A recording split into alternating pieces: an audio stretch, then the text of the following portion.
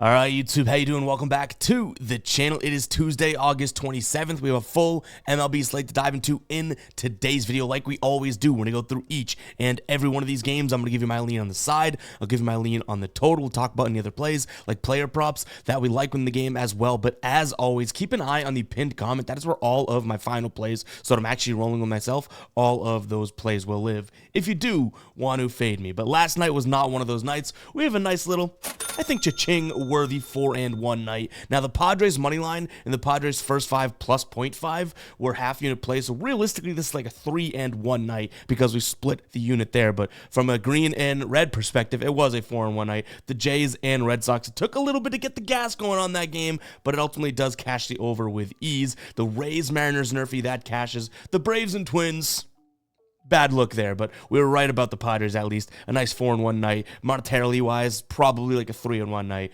because of those half unit plays. Unfortunately, we got to drop the womp womp here. All they want is money. Had Bailey Ober over 17.5 outs in the Twins money line in a same game parlay for the ride of the day. And that thing got smacked. Now, we jumped on it. I said it in the video. I liked both those spots as well. But boy, oh boy, did the Braves get out to the races and they win the game outright. Unfortunately, all I want is money does not come through for us. I liked the look. It just was not the reality. So shout out for the attempt. If you guys don't know what the ride of the day is, it's pretty damn simple. All you have to use is hashtag ride of the day in the comments. Give me your favorite play of the day. And I jump on board with one person's play and give you a shout out in the next video, win or loss. The way I select it is which comment gets the most likes. What we'll do today is I want a single play, okay? No parlays, no same game parlays, anything like that. Let's get back to basics and try and get on another little win streak here. So drop your favorite single plays in the comments. It can be a player prop, it can be a money line, a run line, anything like that. Drop your favorite play in the comments, and then whichever one gets the most likes. So make sure you guys are liking it. Whichever one gets the most likes, I will be jumping on board with that, giving you a shout out in the next video, win or loss. I also post these over on Twitter. My Twitter will be rotating here throughout the show at some point. So make sure to follow me there, Ev Guy Boston. But yeah, what do you say we jump into today's slate? Like I said, we got a full jam-packed slate. Very excited for that. I think we only had, 11 games yesterday with a couple double headers, but now we got a full one. Let's jump into it. Hit that subscribe button. Hit that like button. We got Cleveland taking on Michael Lorenzen and the Kansas City Royals. Gavin Williams on the mound for Cleveland here. He hasn't been all that great. His last couple starts, actually 3 of his last 4 starts, he's pitched just 4 innings and allowed 3 or more runs, 2 of them 5 and 6. So he has not been pitching all that well. Doesn't have a terrible track record against this Kansas City team though. He has a 1.0 ERA in his last 3 starts against them, but to be honest, Michael Lorenzen has actually been pitching a lot better than Gavin Williams. So pitching advantage is going to go to Kansas City here in this spot. Even if you look at the season numbers, Michael Lorenzen, at least since being a Kansas City Royal, has looked a little bit better. But my biggest thing here, and we can actually just jump into the dashboard early here. If you guys want access to this dashboard, super simple. Become a channel member, just $2.99 per month, and you get this dashboard. We also have our MLB dashboard coming out. What this does is it's kind of like an early view to help you decide where you want to navigate for your bets for the day. For example, you look at this and you look for what is green or red, and it kind of helps you color code it. You can see up here, the thing we're focusing on is the Kansas City bats because it's green color coded, right? How to get this? Become a channel member. Link in the pinned comment. There's a link in the description. There should be a join button underneath the video too as well to become a channel member. We post a link every single day. But back to the reason why I like this is truly just because of the Kansas City bats. Against a righty last 30 days, best average in the league, 4th best WRC+, 2nd in OPS, 3rd in ISO, and 2nd in slugging. You could see he's going to throw a lot of Gavin Williams, a lot of fastballs, a lot of cutters, the slider, even the changeup, right? Fastball, 9th best in runs above average, 9th best against the cutter. Against the slider, it's going to be 5th, 3rd best in terms of the changeup. So this should be a spot where Kansas City is able to hit the ball. Now, are we concerned about the doubleheader and all that yesterday? Maybe. Are we concerned that Kansas City won both of them yesterday, and are they really going to win it again today?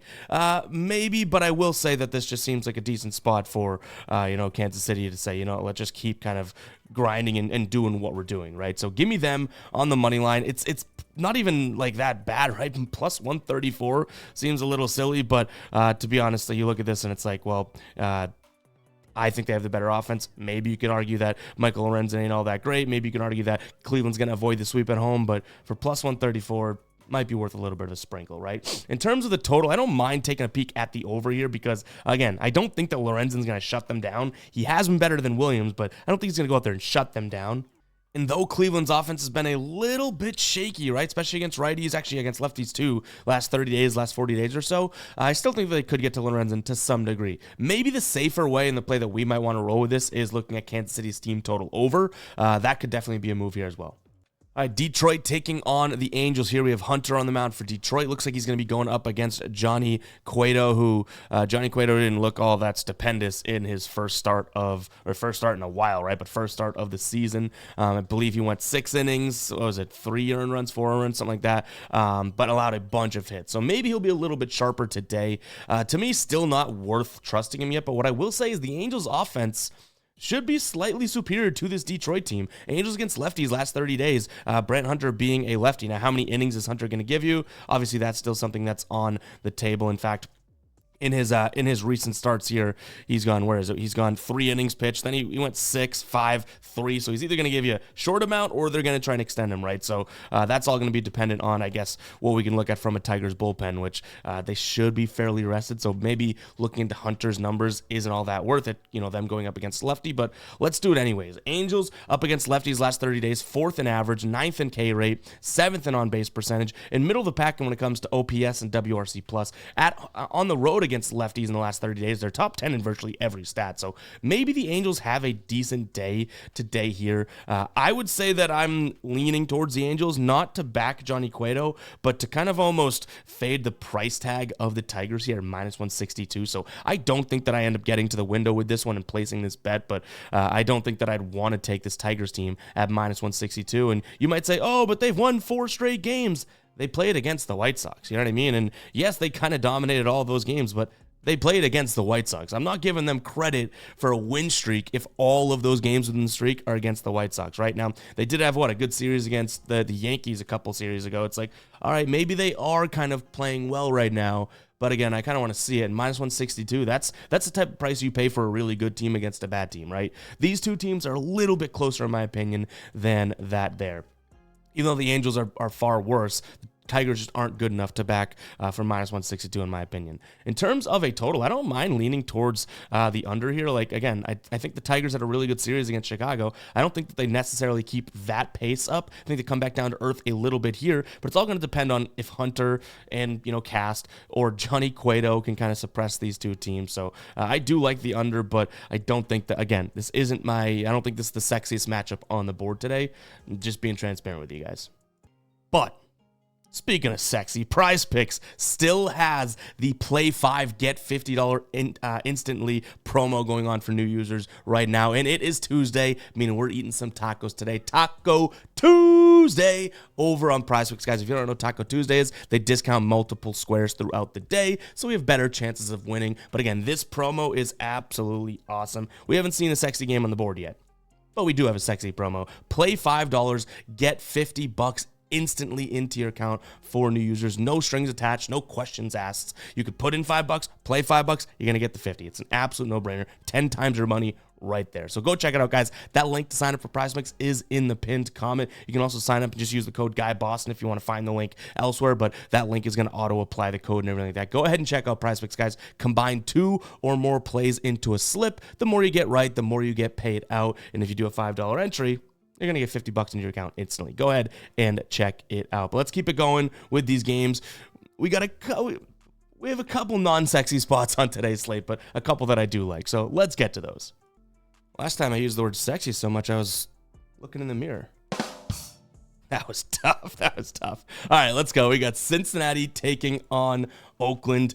Cincinnati, decently heavy favorites here, but I think that makes sense, obviously. You do have Nick Lodolo on the mound. I saw Nick Martinez early in the morning, but I think that either was messed up or maybe he is starting, so keep an eye on the pitching here. Mitch Spence is listed to start for Oakland, too. I'm not like a hater on Nick Spence. He's not exactly my favorite player, but they've actually been good against lefties, and Nick Lodolo is a lefty, and he's really not been all that great at home. In fact, we can show the dashboard again here. He hasn't been that great at at home this season, but my one concern is that he throws a ton of fastballs. Oakland just absolutely stinks against the fastball. You know what I mean? And then his next pitch is the sinker, or one of his next pitches is the sinker. They stink against the sinker. So though we do have a little bit of what looks like an offensive advantage here for Oakland, I think the pitch mix kind of speaks to it and turns me off a little bit. So I'm going to lean towards Cincinnati here, especially at home for -142. The total sitting at 9.9.5. I almost want to take the over because at least, we can fade both pitchers, I guess, and give the Athletics some credit for, their offense against lefties. I don't think that I'm going to play that one either. Again, yes, another play in which I'm like, yeah, I like this, but I don't think I get there. Just being honest. Don't go off in the comments being like, why are you even talking about it? Because we like to talk about sports, okay? But to me, I think that this is a spot in which we want to sense out the pitchers. Can Cincinnati even go out there and put up a bunch of runs? We've seen it plenty of times before, but, overall 9.5, yeah, probably is a decent spot to look, but Cincinnati or nothing in this game for me, and that's probably where I end up leaving it. All right, Philadelphia taking on Houston. Finally, a game in which I could definitely envision us having some form of a play-in, and we'll start there. I like the first 5 under in this spot right now. You can get that for under 4.5. I think it's for plus money. So if you want to go under 5.5, I think it's like -155. By all means, go right ahead. But I do like this spot for it to be like at maximum, which would kill the 4.5, but it's plus money, right? A 3-2 game after one. You have Aaron Nola on the mound going up against Justin Verlander. Now, I've mentioned it a few times, now that, or at least when he pitched last, Justin Verlander for his first start, or his first start in a while, right? Was it like 30 days between when he came back and came out? I didn't really like him. I didn't like the idea of backing him or anything like that. Well, he does end up losing that game, but he went 5 innings, pitched 2 earned runs, 6 Ks, and 1 walk. So he didn't pitch all that terribly. And then we have Aaron Nola on the mound, who I do really like. 2.2 ERA over his last 5. On the season, 3.45. But he's been very good at home. He has an average against of 220, a whip of 1.08, an expected FIP of 3.59, K rate that jumps a couple points to 24%, and then a walk rate that drops to 6%. So I do like the spot here for Aaron Nola, and the great thing about him is he throws like 6 or 7 pitches. So you're able to kind of say, okay, well, let's forget about the pitch mix for a second because you know what? He's going to throw a bunch of them, but what I do actually like is he throws a ton of curveballs, ton of sinkers, which Houston is absolutely terrible against the sinker, so that's great. Fastball, cutters. Houston doesn't hit those pitches all that well. They love to hit the change and the slider and the curveball, right? Not really Aaron Nola's forte, so decent matchup here. Philly hits the fastball well, but everything else not exactly that tremendous. Like the slider that Verlander throws, not all that great either. So I think that both pitchers could perform here today. And again, I just think we're getting a good price for it. Could I see a 3-2 game and it kills a under 4.5 in the first 5? I could, but if you're going to get me plus with a plus sign next to that number, I think it could be worth taking. Now, when it comes to the money line side of things, I do think Houston's offense is in a little bit better of a position. Yesterday, they lost as well. So, though I think that they may have a pitching advantage on the Philly side of things just because Verlander, I kind of want to see him get into full form. I think I do look at Houston for plus money here today. Philadelphia's offense just is not tuned in enough for me to be paying -150. I liked them yesterday. We didn't get to the window with them. Today, I'm going to back up and say, give me Houston. So, though I like Aaron Nola, I don't think that he's going to have a bad game either way. I really don't. I don't think Houston goes out there and scores a bunch off of him. So if you want to back Phillies, maybe consider like an under or an Aaron Nola under in a sense, for hits or, I guess over and out, so not just an under. That might be the way to do it, but to me, it's Houston money line, but I really think that my main play in this one's going to be under 5.5, under 5, or under 4.5, depending on what we want to do for the first 5 here, which I remember the last time we did that, I think it was in a Braves game, right? Or no, was it Milwaukee and the Braves? Yeah, I did that. I laddered down the under, and they had 9 runs in the first inning, so we've been known to miss a few of these. All right, Pittsburgh taking on Chicago. Guys, if you're watching right now, go ahead and comment 14. You made it 14 minutes into the video. We are blabbing today, clearly, because we're only through, 5 games, 14 minutes. So we'll try and speed things up a little bit here, but still say what we need to say. All right, on the mound today, looks like it's going to be Jared Jones going up against Justin Steele. So Jared Jones is returning today from the IL, which is really cool to see because I do like the pitcher. One thing I will say is it's not the easiest of matchups to kind of come into, right? Because he's a very good pitcher, but he's going up against a Chicago team that has Justin Steele on the mound, which obviously he's fantastic. So this is a little bit of a tough spot to like either team, because hey, say Jared Jones goes out there and crushes, right? Then it's like, yeah, you're backing Chicago, which their bats have looked good recently, but still not like over the long course of time here. So I do lean towards Chicago just because they have their start on the mound. Their offense looks pretty damn good recently, but I'm not one to say Jared Jones is going to go out there and stink. Even though he's just coming back from the IL, I still do think that this kid's going to be really good and is really good. And he has 41 plate appearances against the Cubs roster this season. He's got an expected batting average against of 232, an expected WOBA of 309. That's great, you know what I mean? I will just say, though, Justin Steele in his career against this Pittsburgh roster, 87 plate appearances against an expected batting average of 256 and an expected WOBA of 307. So he's right in the same ballpark as well. He's been pitching and grooving. I think, what is he? Sub 2 ERA in his last 5 starts. So give him a little bit of credit there. Give me the Cubs in this spot. But another one in which I'm going to consider that first 5 under. I do think that I'm more likely to pull trigger on Cubs money line than I am this first 5 under, but still something that I do really like here today. I think the Cubs actually line is looking even better and better. I think it's minus 122 now, but trying to get you guys a first 5 update right here. So under 4.5 in the first 5 is minus 135 over on DraftKings. Little juicy, but still something I'm considering playing. All right, Washington taking on the Yankees. You have Garrett Cole on the mound for the Yanks going up against Patrick Corbin here. Not anything that I'm really loving in this spot. I side with the Yankees. I think that they could score a decent amount of runs off Corbin, but their lines, like even over 4.5, they've done it in 3 of their last 3 of their last 5, or it's 3 of their last 6, I believe. But I would say that, 4.5 or minus 160 is a little bit out there in terms of price. So probably ending up staying away from this one. But that's the direction I'd look at. Yankees team total over. Maybe if you can do a same game parlay of Yankees money line and their team total over, if you knock it down to like 2.5, 3.5, if you can get good odds doing that, right? But there's no way that I'm touching Patrick Corbin here in a spot against the Yankees and against a roster in which he has been abysmal against. But a lot of teams he's been abysmal against here, but 130 plate appearances against him for the current Yankees roster, right? A batting average of 325, that ain't great. A WOBA of 460, that ain't great. Expected batting average here of 347, that's worse. An expected WOBA of 364, that's worse. And a slugging of near 700. And I think if there's one thing that we're paying attention to lately is that if you have a bad slugging against this Yankees team, you end up paying for it. So Yankees team total over is the only thing that I'm really considering in this game. It's a way to kind of hybridize, again, my made-up word or a real word, I don't know, I've never looked it up, hybridize the Yankees money line and them scoring a decent amount of runs while still maybe getting some decent odds for it. But I don't want to take over 4.5 or minus 160. That seems crazy. So maybe we'll throw in the Yankees money line with over 3.5, something like that. As always, keep an eye on the pinned comment to see, because that definitely does have potential today. All right, Red Sox taking on Toronto. Yariel Rodriguez on the mound going up against Cooper Criswell here.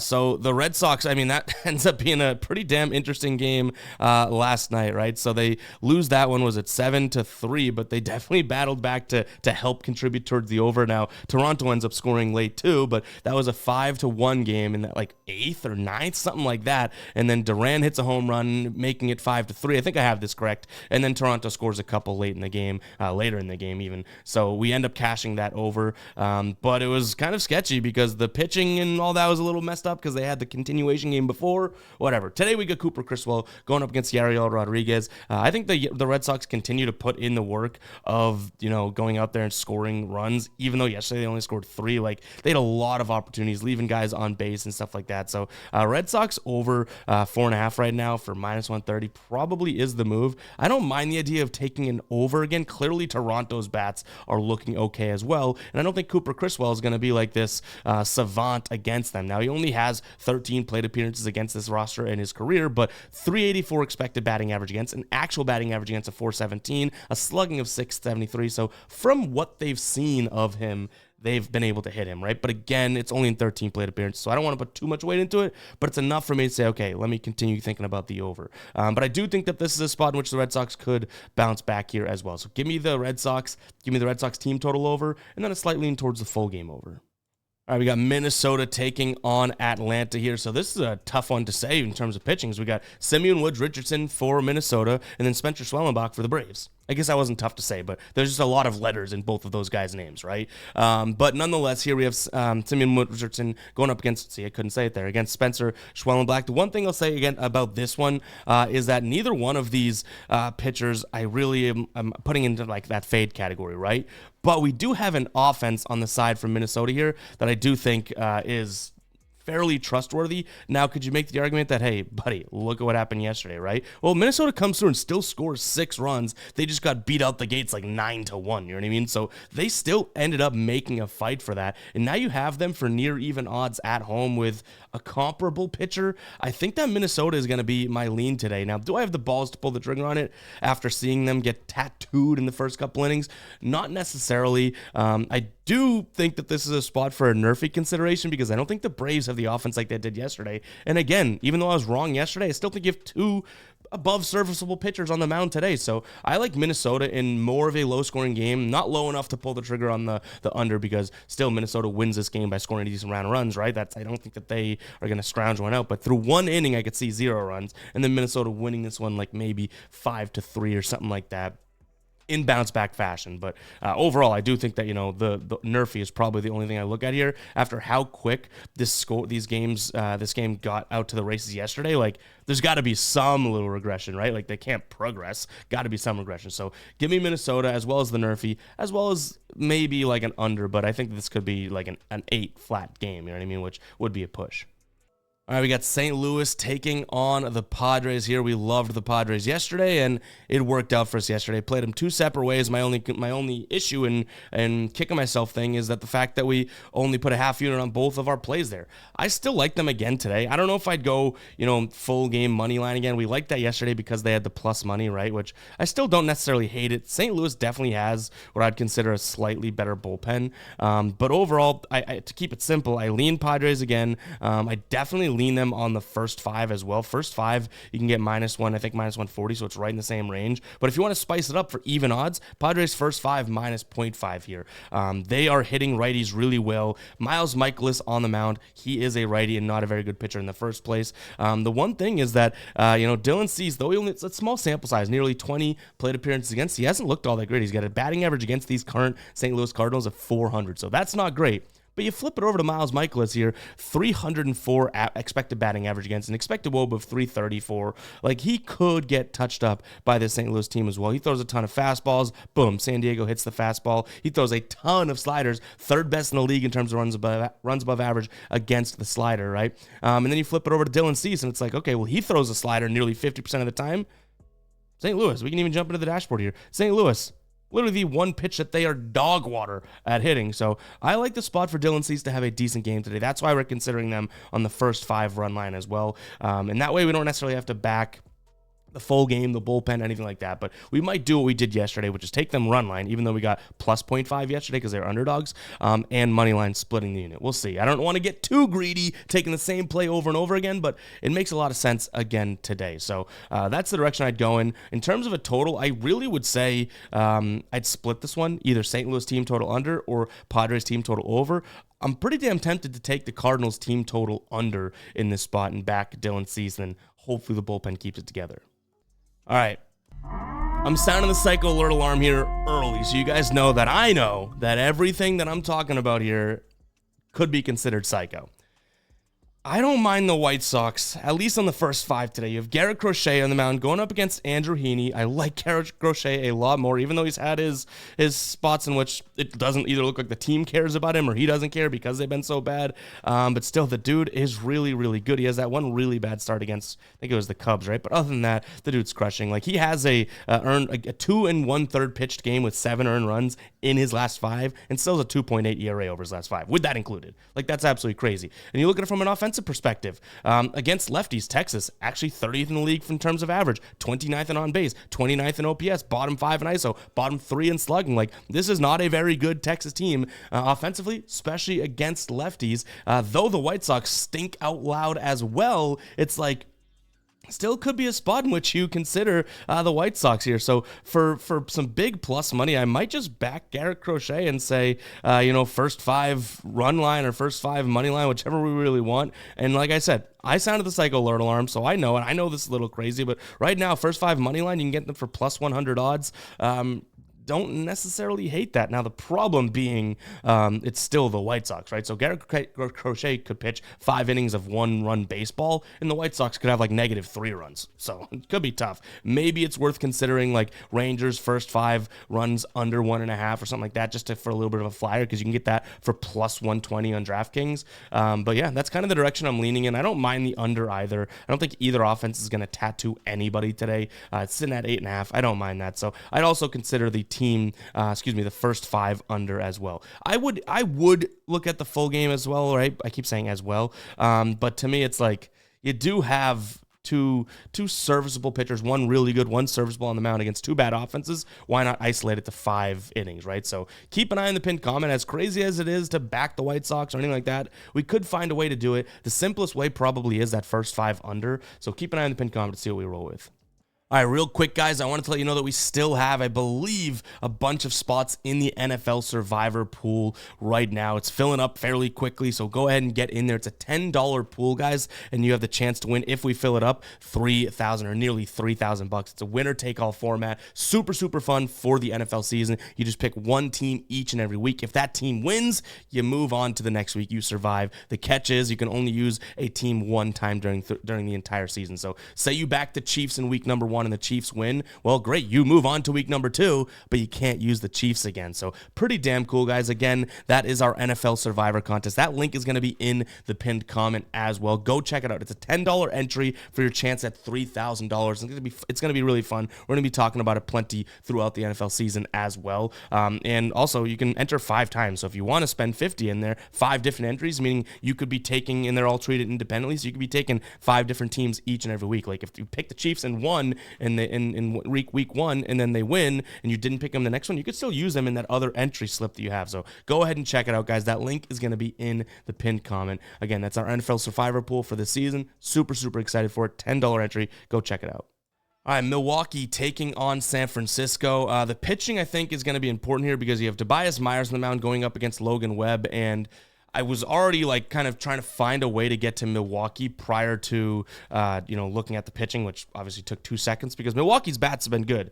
San Francisco's against righties have not, but Logan Webb I do still think is a very good pitcher, obviously. The one thing that I'll say is if you look at how Myers throws the ball, he's going to throw a slider and a fastball and a cutter. San Francisco hits the cutter okay, but the fastball bottom 5 in the league, the slider only 2 teams worse than them. And Logan Webb's going to throw a changeup, a sinker, and then also a slider. The changeup, Milwaukee, number 1 in the league last 30 days, runs above average against. The sinker, 5th best. And then the slider, they do struggle against. But there you have a pitcher that's going to throw his first 3 pitches to the opposing team, like Tobias to San Francisco, and he only hits 1 of them well, right? And then you have Logan Webb against Milwaukee, and they hit 2 of the 3 well. So I do think that this is a spot in which I can get behind Milwaukee, but I will honestly admit that I think Logan Webb probably ends up keeping me off of this one overall. So I like Milwaukee. I like their offense. To me, it just doesn't seem like a safe-ish spot. Like I can see Webb going out there and pitching fairly well just because he is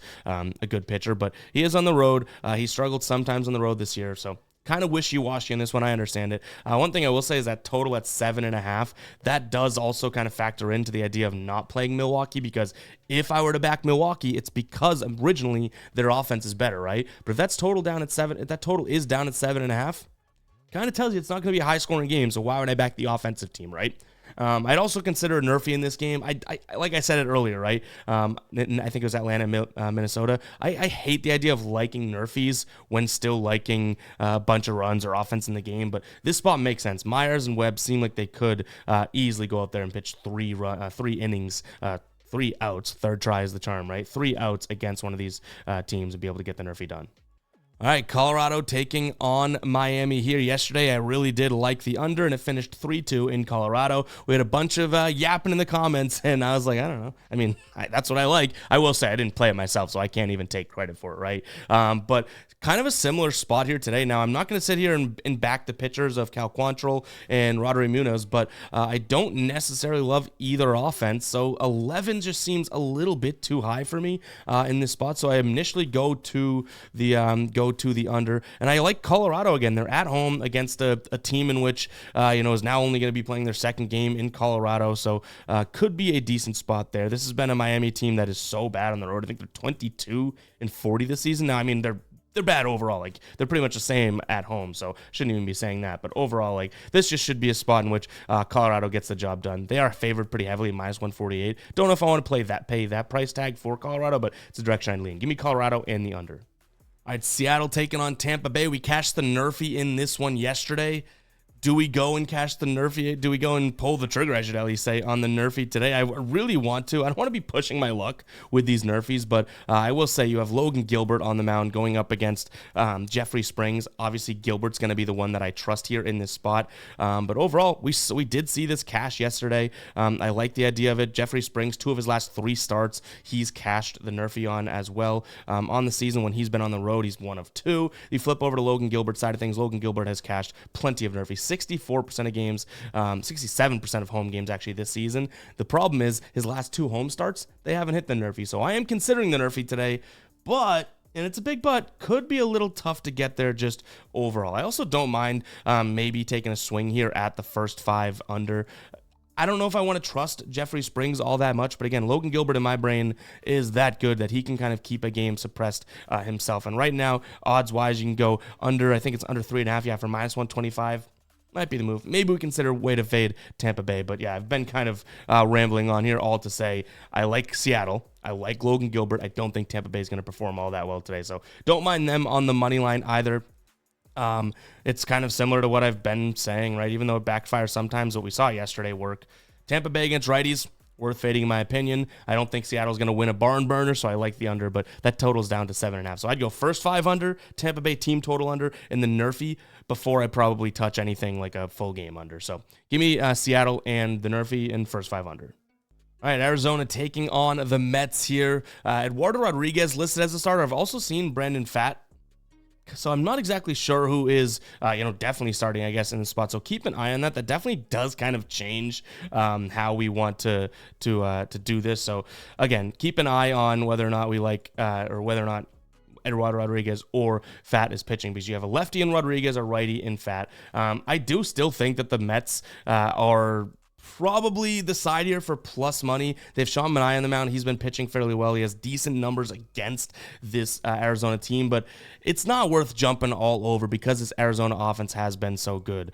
7, 4, 12, 10, 3, so that's an outlier. 9, 7, that's all in their last 7 games. And then they have a 1-4 in their 8th and 9th most recent games, and then another 11 against Colorado. So it's like they have just been scoring, whereas the Mets have had some decent high-scoring games recently, but a little interesting in the sense that they've been kind of behind the, I don't know how to say behind the 8 ball, but they've been super inconsistent and gotten behind in plenty of games, right? So not exactly a foolproof type of spot for the Mets to score a bunch of runs, but Sean Manaea, I do think, is having a really good year in his standards. He's coming off of 3 straight kind of mass starts. Could be a spot for him to kind of, back up what he's been doing. Now he got smoked. I don't have this up in front of me, but got smoked by Arizona earlier in the year. So maybe, he bounces back in this type of a spot. But I think I'm going to be on the Mets here just because of that plus sign next to the number. But I could see Arizona kind of having scoring some runs as well. But again, keep an eye on the pitcher guys, Eduardo and Brandon Pfaadt. If you're pitching based on hand, you're going to want to make sure that you either do like a listed pitcher or something like that, because this Mets team, right, kind of middle of the pack against lefties. If you change it to a right-handed pitcher, it's not exactly the same there, right? They kind of get a little, they get a little wonky in there. So just keep an eye on the starting pitcher. If that's what you're basing it off of, make sure you do go out there and, I guess, do listed pitcher starter or something like that as well. So make sure to keep an eye on who's starting for this team. But it's going to be Mets or nothing for me. Maybe I'd like the over as well, but I definitely want to see who's pitching in that spot.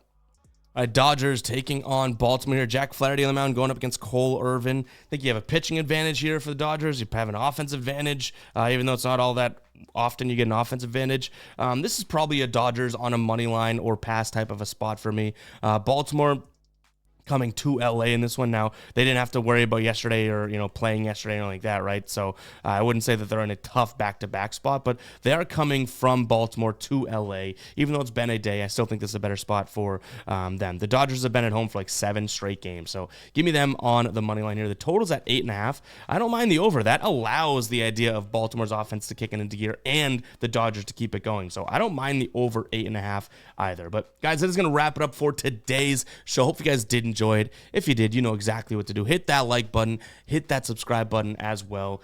Do appreciate all of the love and support as of late. Even appreciate the hate from the guppies, because you know what? It's the internet. I can't stop someone from saying some dumb stuff out there and being an idiot, you know what I mean? Like, I'm a dummy with a camera and a microphone, and I get to talk every day, so I appreciate all the interactions, good or bad. I like the good ones a little bit more, though. Appreciate all you OGs. Appreciate the new people. If you are new, hit that subscribe button. I'll catch you guys in the next one, right? Peace out.